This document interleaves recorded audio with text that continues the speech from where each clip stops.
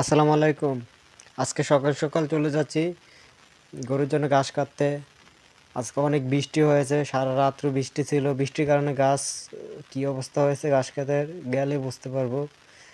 আজকে আমাদের এখানে বাজারে গরুর হাট, সেজন্য চিন্তা করেছি আমরা কিছুদিন আগে যে গরুটা কিনেছিলাম ফার্মের জন্য, এখন সেই গরুটা বিক্রি করে দেবো। কারণ গরুটা ঠিকমতো খায় না, আর গরু না খাইলে সেই গরু পালন করে কোনো লাভ নাই, কারণ না খাইলে গরু মোটা তাজা হবে না। এখন চলে যাচ্ছি আমরা ঘাস খেতে, যেয়ে দেখবো আমাদের ঘাস খেতের কী অবস্থা।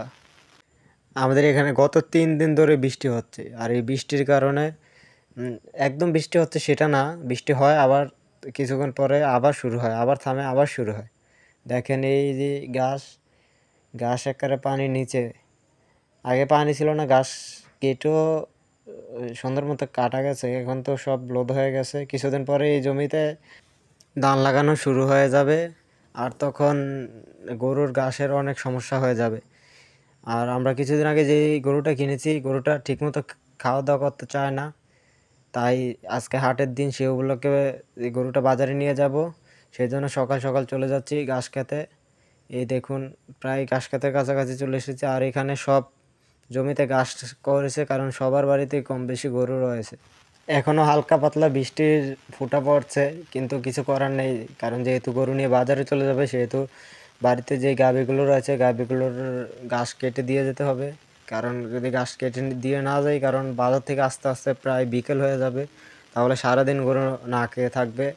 সেই জন্য এই চলে আসলাম ঘাসের জমিতে। এটা আমাদের ঘাসের জমি, ভুট্টা করেছিলাম, এখন ভুট্টা কেটে নিয়ে তারপর জমিতে সার দিয়ে গিয়েছিলাম। সেই সার পেয়ে গাছগুলো ভালোই হয়েছে, কিন্তু এই 2-3 দিনের বৃষ্টির জন্য গাছগুলো প্রায় মরে যাওয়ার অবস্থা হয়ে গেছে। এখন এখান থেকে কাটবো ঘাস, তো আপনারা দেখতে থাকুন। ঘাস কাটা, যেহেতু আমি একা একা এসেছি, সেহেতু ভিডিও করার মতো কেউ নেই। এই যে ঘাস কেটে ফেলেছি এক বলেই আশা করি হয়ে যাবে। এখন যদি না হয় তাহলে বিকেলে এসে আবার কাটবো। এখন চলে যাব বাড়ির উদ্দেশ্যে। এই গাছগুলো প্রায় মানুষ, যেহেতু আমাদের বাড়ি থেকে অনেক দূরে ঘাস ক্ষেত, সেই জন্য প্রায় মানুষ নিয়ে যায়। কিছু দেখি না, দেখলে তো বলবো, কিছু দেখিও না। যারা দেখে তারা বলে যে আপনাদের ঘাসের জমি থেকে ঘাস নিয়ে গেছে। এদিকে বাড়িতে আমার আব্বা গরুকে খাবার দাবার খাইয়ে বা রেডি হয়ে গেছে।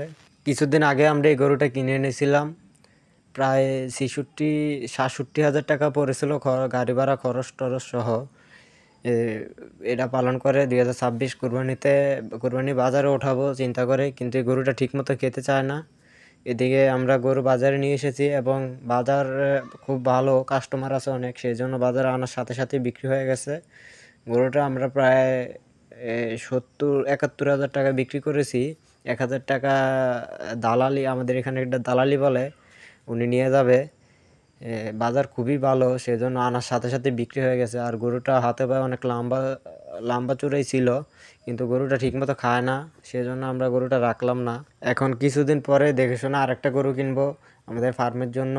আর যদি ভালো পাই তাহলে আরও দুই তিনটা কিনতে হবে, কারণ এখন ঘাসের সংকট, সেজন্য গরু কিনছি না। তো সবাই আমাদের পাশে থাকবেন এবং সাপোর্ট করবেন।